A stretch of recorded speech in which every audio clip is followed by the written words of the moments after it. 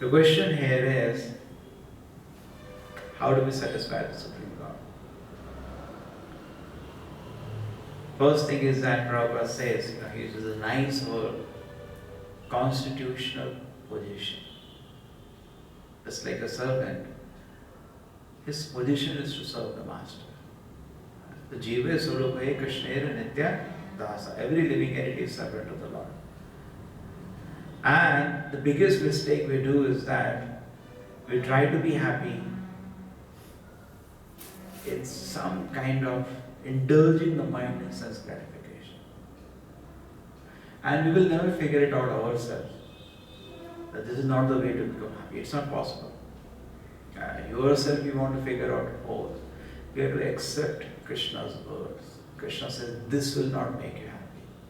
You will become happy if you engage in devotion service to me.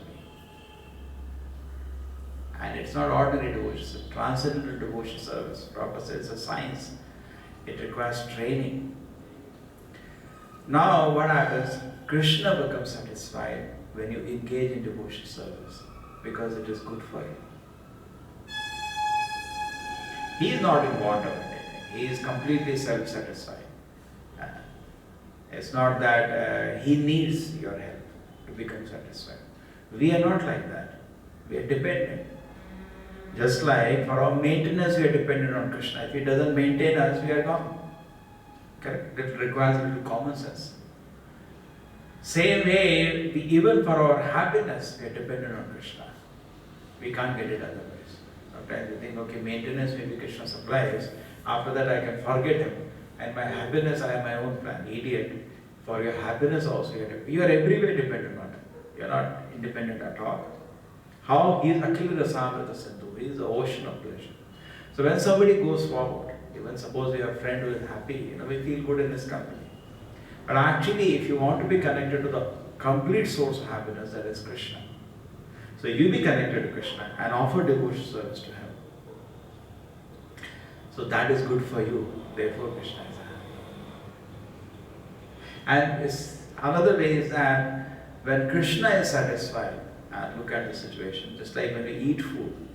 When the stomach is satisfied, then only the hands and legs get satisfied. That's the nature of hands and legs.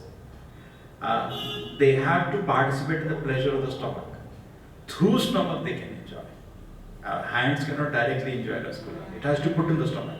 So similarly, yatha tarora moola nisheshanena tirpyandita skandha bhujobhaja pushaka prana upahara chaitindriyana tathaiva sarvarana manchana. Similarly, we are connected to Krishna.